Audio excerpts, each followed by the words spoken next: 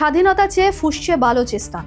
অর্থনৈতিক বঞ্চনা, স্থানীয় সম্পদের জবরদখল আর পাকিস্তানের অত্যাচারের বিরুদ্ধে কোমর বেঁধেছে আপামর বালুচবাসী। ক্ষোভ উগরে দিয়েছে চীনের আগ্রাসনে। বিশ্ববিদ্যালয়ের ছাত্রছাত্রীরা দলে দলে যোগ দিচ্ছেন বালুচ লিবারেশন আর্মিতে। কাগজ কলমের পাশাপাশি হাতে তুলেছেন বোমা, রাইফেল, ড্রোন। তৈরি মজিদ বাহিনী।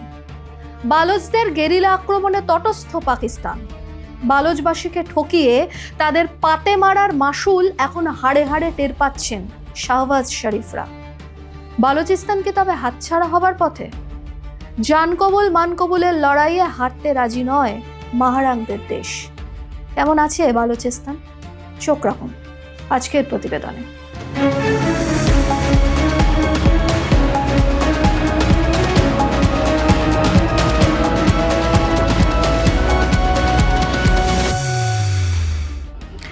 আচমকা আক্রমণ, আর তাতেই নড়ে যাচ্ছে পাকিস্তান। অত্যাধুনিক অস্ত্র হাতে গেরিলা হানায় থরহরিকম্প ইসলামাবাদ। রাজপথে হেরফের দাপট। কখনো ব্যাংক, কখনো সেনাঘাঁটি, কখনো পুলিশ চৌকি, কখনো কয়েদখানা। হেরফ 2.0 দাপটে দিশেহারা বালুচদের সঙ্গে গদ্দারি করা পাকিস্তান। কোমর বেঁধে শুরুটা হয়েছিল 2024-এর মার্চে। ক্রমে তা ছড়ায় ওই বছরেরই অগাস্টে, যার ধ্বংসাত্মক রূপ দেখে পাকিস্তান চলতি বছরের জানুয়ারিতে। প্রথম ধাপে হেরফ 2.0-র অতর্কিত হানায় 400 যাত্রী নিয়ে পণবন্দি করা হয় জাফর এক্সপ্রেসকে। 3 দিনের কাউন্টার পাল্টা কাউন্টারের নাম দেওয়া হয় গ্রিন বোলান। বালুচ লিবারেশন আর্মির দাপটে প্রায় শুয়ে পড়ে 12টি শহরের ব্যাংক ও জেলখানা। বন্দি মুক্তির পাশাপাশি ভেঙে পড়ে ব্যাংকিং ব্যবস্থাও। ওই বছরেরই আগস্টে কোয়েটা করাচি জাতীয় সড়কে গেরিলা হানায় প্রাণ যায় 74 জনের। 2026-এর জানুয়ারিতে টানা 6 দিনের অপারেশনে 14টি শহরের 48টি সেক্টরকে টার্গেট করে বিদ্রোহীরা।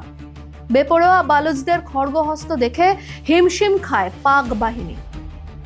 হেরফ 2.0 ঝড়ে কুপকাত হয় শরীফের সেনা। ধ্বংস করা হয় আর্মির ডেরা, আক্রমণ চালানো হয় নিরাপত্তা বাহিনীর গাড়িতে। প্রশ্ন উঠেছে, কি এমন হলো যে বালুচিস্তান এখন আর পাকিস্তানের খবরদারি মানতে চায় না? তার আগে আপনাদের মনে প্রশ্ন উঠতেই পারে, এই হেরফ ঠিক কি? বালুচ ভাষায় হেরফের বাংলা অর্থ কালো ঝড় বা কালো তুফান। বিদ্রোহীদের মারমুখী অভিযানের এই নামই ইঙ্গিত দিচ্ছে তারা কতটা স্বাধীনতা পেতে মরিয়া এখন। রুক্ষ বালুচের পাহাড়ি খাজে এখন নাগপাশ ভেঙে মুক্তির স্লোগান। হেরফদের বাগে আনতে পাক বাহিনী তাদের সাবান আর আজমি ইস্তেহাকাম প্রয়োগ করেও বিশেষ সুবিধা করতে পারেনি। এসবই পাকিস্তানের অ্যান্টি টেররিস্ট অভিযানের নাম। বালুচিস্তানের দুর্গম পাহাড়ি এলাকায় ড্রোন উড়িয়ে বিদ্রোহীদের কবজায় আনার চেষ্টা ধোপে টেকেনি শরীফের বাহিনীর। গেরিলা স্ট্র্যাটেজিতে মুখ থুবড়ে পড়েছে পাক আর্মির ডিফেন্স লাইন। এরই মাঝে সোশ্যাল মিডিয়ায় রটে যায় 85% জায়গা নিজেদের দখলে নিয়ে ফেলেছে বিদ্রোহীরা।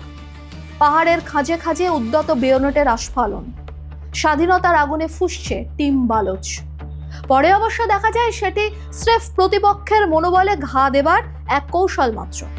ইংরেজিতে যাকে বলে ডিজিটাল ইনফরমেশন ওয়ার। কয়েক মিনিটের রিপাবলিক অফ বালুচিস্তানের হুঙ্কারে গেল রব ওঠে শরীফের দেশে। তাতেই প্রতিপক্ষের মনোবল টের পেয়ে আক্রমণের ঝাঁঝ বাড়ায় বিদ্রোহীরা। শুরুটা হয়েছিল 1947-এর আগস্টে, যার আগে পাকিস্তান নামে কোনো দেশের অস্তিত্বই ছিল না। ছিল কালাতের। পাহাড়ের গায়ে একটি ছোট্ট প্রদেশ। রাজা বলতে সর্দার রায়। পুরোদমে তখন কালাতে কায়েম সর্দারতন্ত্র। 47-এর আগস্টে পাকিস্তান তৈরি হবার পর মোহাম্মদ আলী জিন্নাহ কৌশলে কালাতদের বার্তা পাঠান পাকিস্তানের অন্তর্ভুক্ত হতে। তাহলে তাদের দেখভাল করবেন তারা। কালাতদের একাংশ তাতে রাজি হলে আচমকা জিন্নাহ সেনা পাঠান সেখানে। সেই শুরু। কালাতবাসীর চাওয়া পাওয়াকে আমল না দিয়ে সেদিন গায়ের জোরে পাক সেনা দখল করে নেয় কালাতের। একসময় এই কালাত ছিল ব্রিটিশদের অধীনে। পরে তার কিছু অংশ নেয় ইরান। নাম হয় সিস্তান বালুচিস্তান। সর্দারতন্ত্রই ছিল শাসন কাঠামোর স্তম্ভ। পরে তা ছড়িয়ে পড়ে নতুন প্রজন্মের মধ্যে। সর্দারদের হাত থেকে জ্বলে ওঠা বালোচ বিদ্রোহের আগুনে গা ভাসায় বিশ্ববিদ্যালয়ের কৃতি পড়ুয়ার দল। কাগজ কলমের সঙ্গে হাতে তুলে নেয় রাইফেল, ড্রোন, মারণ বোমা। তরুণ তরুণীদের নিয়ে তৈরি হয় মজিদ বাহিনী। নারীরা তৈরি করে আত্মঘাতী বোমারু সেল, তৈরি হয় স্নাইপার গ্রুপও। কালাত থেকে বালোচ হবার পথে যেভাবে প্রতিপদে পাকিস্তান গদ্দারি করেছে তাদের সঙ্গে, তার প্রতিশোধ নিতে এখন মরিয়া তারা। রেয়ার আর্থ মিনারেলসে টইটুম্বুর বালুচিস্তানের সম্পদে ভাগ পায় না সেখানকার মানুষ, বরং তা ভোগ করে পাকিস্তানের সেনাবাহিনী। লুটে পুটে খাচ্ছে তারা, তা বেহাত হচ্ছে সম্পদ। কতদিন চলবে এই অনাচার? উঠেছে আওয়াজ। যে সম্পদ কাজে লাগিয়ে বালুচিস্তানের পরিকাঠামোগত উন্নয়ন সম্ভব, তার ন্যায্য হিস্সা থেকে কেন বঞ্চিত হবে আপামর বালুচবাসী? উঠছে আওয়াজ। এরই মাঝে সুযোগ বুঝে ঘাঁটি গেড়েছে চীন। কোয়েটা গোয়াদার বন্দর ফার্স্ট চয়েস এখন জিনপিংদের। তার কারণ, এই গোয়াদার চীনের কাছে পাকিস্তানের সঙ্গে যৌথ অর্থনৈতিক করিডরের অন্যতম সোপান, আবার বেল্ট অ্যান্ড রোড প্রজেক্টেরও ফুসফুস। আরব সাগরের কোল ঘেঁষা এই বন্দর মারফত চীন তাদের নৌবহর, নৌসেনার ওপর নজরদারির মূল হাতিয়ার হিসাবে ধরে এই গোয়াদারকে, শিনজিয়াং প্রদেশের সঙ্গে যার যোগসূত্র। তাছাড়া মালাক্কা প্রণালীর বিকল্প হিসাবে চীন মধ্যপ্রাচ্য থেকে সহজেই এই পথ ধরে তেল নিয়ে যেতে পারবে তাদের দেশে। চীনের এই আগ্রাসন ভালো চোখে দেখছেন না বালোচবাসী। বেজিং ইসলামাবাদের এই ছকবাজির যুগলবন্দিতে অর্থনৈতিক বঞ্চনায় পদে পদে ভোগ করছে বালুচিস্তান। গদ্দারি যেখানে পাকিস্তানের রক্তে, ঠকিয়ে সুবিধা ভোগ যেখানে পাকিস্তানের ডিএনএতে, তারা কি কোনোদিনই পারবে তা ছাড়তে? বিশ্লেষকরা মনে করছেন না, পারবে না।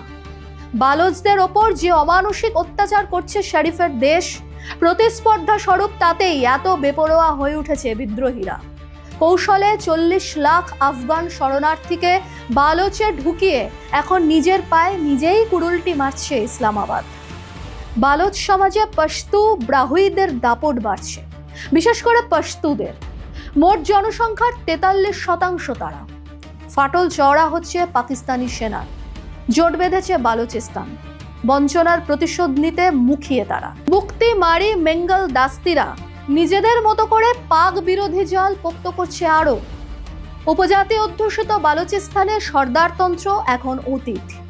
বিশ্ববিদ্যালয়ের কৃতি পড়ুয়ারা যুদ্ধে যেতে মরিয়া। মরণ বাঁচনের লড়াইয়ে, জান কবুল মান কবুলের এই লড়াইয়ে পাকিস্তানকে এক চুলো জমি ছাড়তে নারাজ তারা। অত্যাচারের জবাব দিতে মুখিয়ে তারা। বাতাসে বারুদের গন্ধ। পুরুষতান্ত্রিক সর্দারতন্ত্র থেকে আন্দোলনের পুরোধা এখন বালোচ নারীরা। তাদের দেখে প্রাণিত হয়ে পুরুষরাও যোগ দিচ্ছে দ্রোহের দলে। ফ্রান্সিস ফ্যানো, হো চি মিন, চে গুয়েভারা, মাহারাং বালোচদের আদর্শে বিভোর তারা। পরিস্থিতি সামাল দিতে পাক সেনার এখন ছেড়ে দে মা কেঁদেবাচি অবস্থা। বালোচদের বেপরোয়া করার পিছনে কি পাকিস্তানি দায়ী নয়? উঠছে প্রশ্ন। শক্ত চোয়ালে অধিকারের শপথ এখন বিদ্রোহীদের।